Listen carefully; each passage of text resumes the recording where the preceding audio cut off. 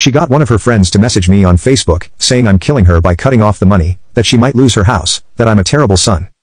Like, she literally sat there while her boyfriend threatened to destroy my business, and I'm the bad guy.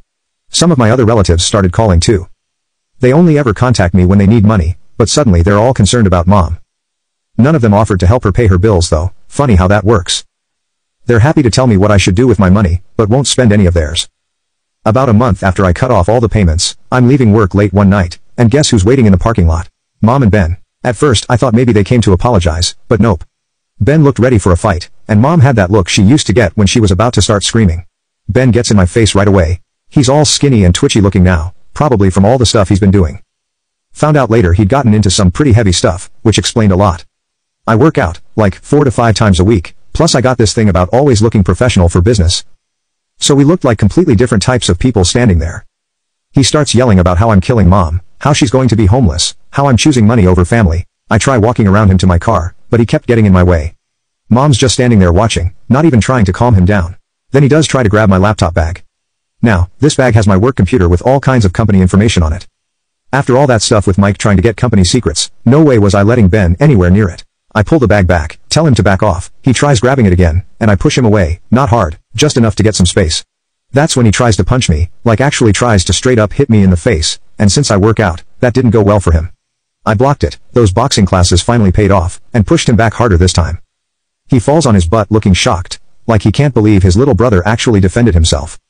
Mom starts screaming like I just killed him or something. She runs over to Ben, helping him up, asking if he's okay. Meanwhile, I'm standing there with a torn shirt, and my laptop bag thinking about how insane this whole situation is. I told them I'm calling the cops. Ben starts panicking because he's got warrants out, found this out later too. He grabbed Mom, and they both ran to their car. The whole thing probably looked ridiculous on the security cameras. 2 grown men fighting in a parking lot while their mom screams. I filed another police report, added it to the growing pile of documentation my lawyer's keeping. Had to explain to my employees the next day why there might be cops coming around asking questions. That was fun, trying to maintain a professional image while admitting your brother tried to jump you in the parking lot. The next few days were quiet, too quiet. Then I found last week that Mike disappeared with what was left in Mom's accounts. Turns out he's done this before. Some people messaged me saying he pulled the same scam with other families. Real piece of work. Ben showed up at my house last week, looking all cleaned up. Almost didn't answer the door, but figured I'd hear what he had to say. Man, what a joke that turned out to be. Started with this whole sob story about being clean now, going to meetings, realizing his mistakes. I actually started feeling bad for him. Then comes the real reason for his visit. He and Mom cooked up this new scheme. They wanted me to loan them money to start their own business. Said they had this amazing opportunity, but needed startup cash. When I asked for details, it was some obvious pyramid scheme thing. They hadn't changed at all, just found a new angle to try getting my money.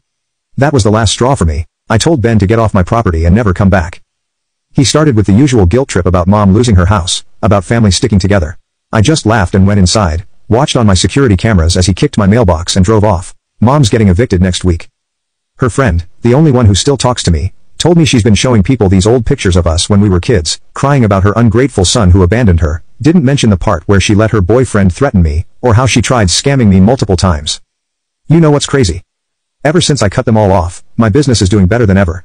Signed 3 major contracts last month, opening 2 new locations next year. Turns out not having toxic family drama in your life is good for business, who knew? Got remarried last year, didn't mention this before cause it wasn't relevant. My wife's amazing, comes from a business family, actually understands what it takes to build something. Her parents treat me like their own son.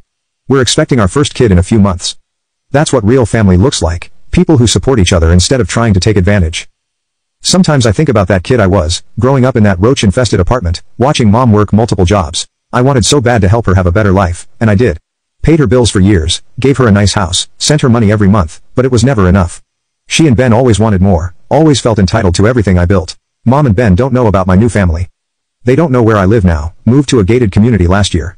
They don't have my new number or email. My company has strict instructions not to give them any information, or let them in any buildings. Sure, sometimes I feel guilty, those childhood memories are still there.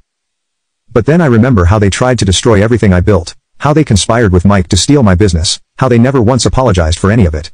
Just kept coming up with new schemes to get my money.